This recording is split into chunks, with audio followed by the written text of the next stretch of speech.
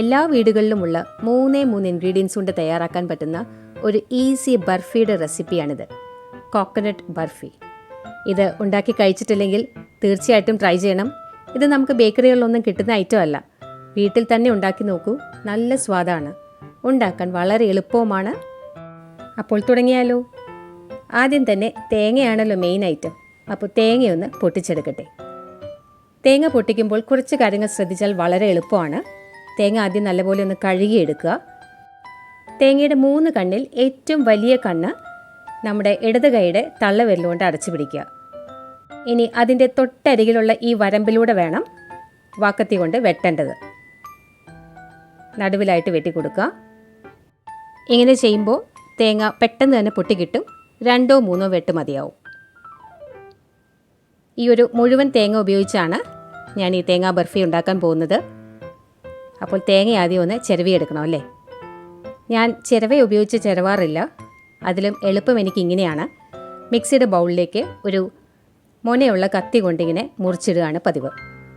എന്നിട്ട് അതൊന്ന് നല്ലപോലെ പൊടിച്ചെടുക്കും. കറികൾ കരയ്ക്കാനും ഒക്കെ ഞാൻ ഇതേ രീതിയിലാണ് ചെയ്യാറ്. നിങ്ങളുടെ മിക്സിയുടെ കപ്പാസിറ്റി കൂടി നോക്കണം കേട്ടോ. ഇനി ചിരട്ടയോട് ചേർന്നിരുന്ന ഭാഗം കുറച്ച് ഹാർഡായിരിക്കും. അപ്പോൾ ഈ ഭാഗം ഒന്ന് കട്ട് ചെയ്ത് മാറ്റുകയാണ്.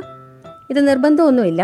നമ്മുടെ ബർഫിക്ക് നല്ലൊരു വൈറ്റ് കളർ കിട്ടാൻ വേണ്ടിയിട്ട് ചെയ്യുന്നതെന്ന് മാത്രമേ ഉള്ളൂ. നിങ്ങൾ വീട്ടിൽ ചെയ്ത് നോക്കുമ്പോൾ ഇങ്ങനെ ചെയ്യണമെന്നൊരു നിർബന്ധമില്ല. അല്ലാതെ തന്നെ എടുക്കാം. ഇനി അതുമല്ല, വാങ്ങാൻ കിട്ടുന്ന ഡെസിക്കേറ്റഡ് കോക്കനട്ട് ഉപയോഗിച്ച് വേണമെങ്കിൽ ഇത് ചെയ്യാം. കുറച്ചുകൂടെ ഭംഗിയുണ്ടാവും. ഇതുപോലെ ഫ്രഷ് തേങ്ങയിൽ ചെയ്യുന്നതിനും ഡെസിക്കേറ്റഡ് കോക്കനട്ടിൽ ചെയ്യുന്നതിനും രണ്ടും 2 സ്വാദാണ്. ഇതാണ് ഞാൻ പ്രിഫർ ചെയ്യുക. ഇതൊരല്പം സമയം കളയുന്ന പരിപാടിയാണ്. എന്നാൽ പോലും ഒരു വീഡിയോയ്ക്ക് വേണ്ടിയിട്ടായതുകൊണ്ട് മാത്രം ഞാനിതിങ്ങനെ ചെയ്യുന്നു. ഈ ഒരു ഭാഗം ഒഴിവാക്കിയാൽ നിങ്ങൾക്ക് വളരെ പെട്ടെന്ന് തന്നെ ഈ ബർഫി ഉണ്ടാക്കിയെടുക്കാൻ പറ്റും. ഇതിപ്പോൾ 1 മുറി തേങ്ങയാണ്. അത് നല്ലപോലെ ഒന്ന് പൊടിച്ചെടുത്തിട്ടുണ്ട്. ഇങ്ങനെ ചെയ്യുമ്പോൾ എല്ലാ പീസസും നല്ല ഈവനായി കിട്ടും. നമ്മൾ ചിരവിയെടുക്കുമ്പോൾ പലതും പല വലിപ്പത്തിലൊക്കെ ആയിരിക്കും. ഇനി അങ്ങനെയാണ് എടുക്കുന്നതെങ്കിൽ കൂടി മിക്സിയിലിട്ട് ഒന്ന് കറക്കിയെടുത്താൽ നല്ല ഭംഗിയായിട്ട് കിട്ടും.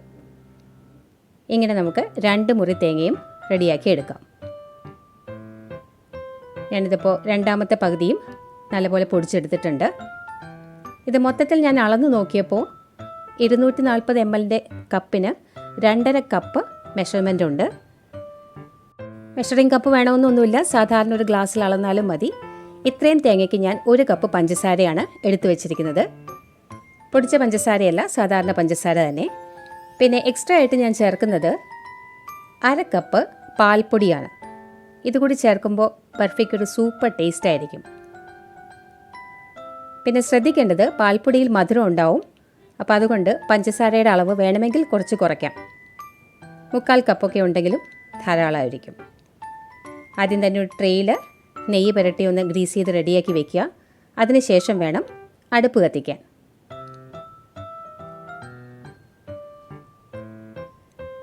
ഇപ്പം ഞാനൊരു പാൻ അടുപ്പിൽ വെച്ചിട്ടുണ്ട്. അതിലേക്ക് നമുക്ക് ഈ 1 കപ്പ് പഞ്ചസാര ഇട്ട് കൊടുക്കാം. ഇതൊരു 1/4 കപ്പ് വെള്ളം ഒഴിച്ച് നല്ലപോലെ ഒന്ന് ഉരുക്കിയെടുക്കാം.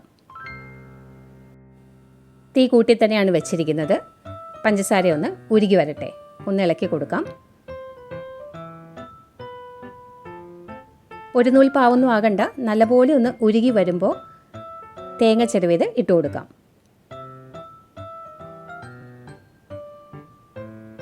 ഇതിൻ്റെ ഒപ്പം തന്നെ നമുക്ക് മിൽക്ക് പൗഡറും കൂടി ചേർക്കാവുന്നതാണ്. ഇനി ഈ തേങ്ങയും പാൽപ്പൊടിയും കൂടി പഞ്ചസാരയിൽ കിടന്ന് നല്ലപോലെ ഒന്ന് വെന്ത് വരട്ടെ. നല്ലവണ്ണം മിക്സായി വരട്ടെ. എൻ്റെ കുട്ടിക്കാലത്തൊക്കെ അമ്മ ഇങ്ങനെ ഉണ്ടാക്കി തരാറുണ്ട്. പക്ഷേ അന്ന് പാൽപ്പൊടി ചേർക്കാറില്ല. കാരണം പാൽപ്പൊടി അന്നൊരു അമൂല്യ വസ്തുവാണ്. പ്രവാസികൾ വല്ലപ്പോഴും നാട്ടിൽ വരുമ്പോൾ കൊണ്ടുവരുന്ന ഒരു ഗിഫ്റ്റ് എന്ന് വേണമെങ്കിൽ പറയാം പാൽപ്പൊടി. ഒരല്പം ഏലക്കാപ്പൊടി ചേർക്കുന്നുണ്ട്. ബർഫിക്ക് നല്ലൊരു മണമൊക്കെ കിട്ടട്ടെ. എല്ലാം കൂടെ നല്ലപോലെ ഒന്ന് മിക്സ് ചെയ്യാം. ഇതിൻ്റെ പാകം നോക്കാൻ വളരെ എളുപ്പമാണ്. ഇപ്പോൾ ഇതിലുള്ള ഈ വെള്ളം കംപ്ലീറ്റ് വറ്റി വരണം. അതുവരെ ഇളക്കി കൊടുക്കുക. തീ ഒരുപാട് കൂട്ടി വെക്കേണ്ട, ഒരു മീഡിയം ഫ്ലെയിം മതി. വെള്ളം വറ്റി തുടങ്ങിയിട്ടുണ്ട്. ഏകദേശം ഒരു 10-15 മിനിറ്റ് സമയമെടുക്കും മുഴുവൻ വെള്ളവും വറ്റി വരാൻ. അടിയിൽ പിടിക്കാതെ നല്ലപോലെ ഇളക്കി കൊടുക്കുക. ഇങ്ങനെയുള്ള ജോലികൾ ചെയ്യുമ്പോൾ കഴിയുന്നതും മറ്റുള്ള ഡിസ്റ്റർബൻസ് ഇല്ലാതെ ശ്രദ്ധിക്കണം.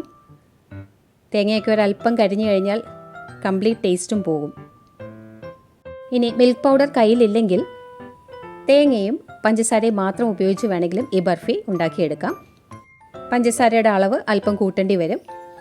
മധുരം അവനവൻ്റെ ആവശ്യത്തിനനുസരിച്ച് ചേർത്ത് കൊടുക്കാവുന്നതാണ്.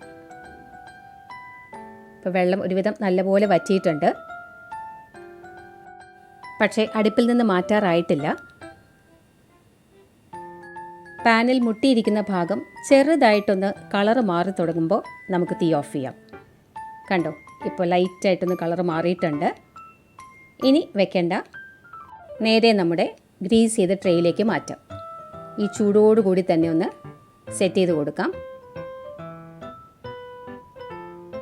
നെയ്യ് പുരട്ടിയ ഒരു സ്പൂൺ കൊണ്ടൊന്ന് ലെവൽ ചെയ്യായിരിക്കും കുറച്ചുകൂടി സൗകര്യം. ഒരു 10 മിനിറ്റൊക്കെ കഴിഞ്ഞിട്ട് കട്ട് ചെയ്താൽ മതി, ചൂട് ഒന്ന് കുറഞ്ഞോട്ടെ. ഇതുപോലെ ഒന്ന് ലെവൽ ചെയ്ത് കൊടുത്താൽ നല്ല സ്മൂത്ത് ആയിട്ടുള്ളൊരു ടെക്സ്ചറിൽ നമുക്ക് കിട്ടും.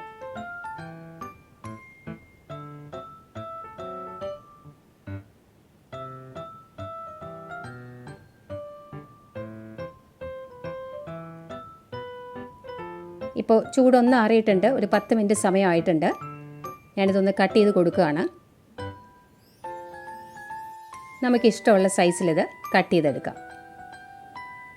ജസ്റ്റ് കട്ട് ചെയ്ത് വെച്ചാൽ മതി. ഒന്നുകൂടി തണുത്തിട്ട് മാത്രം ട്രേയിൽ നിന്ന് മാറ്റുക.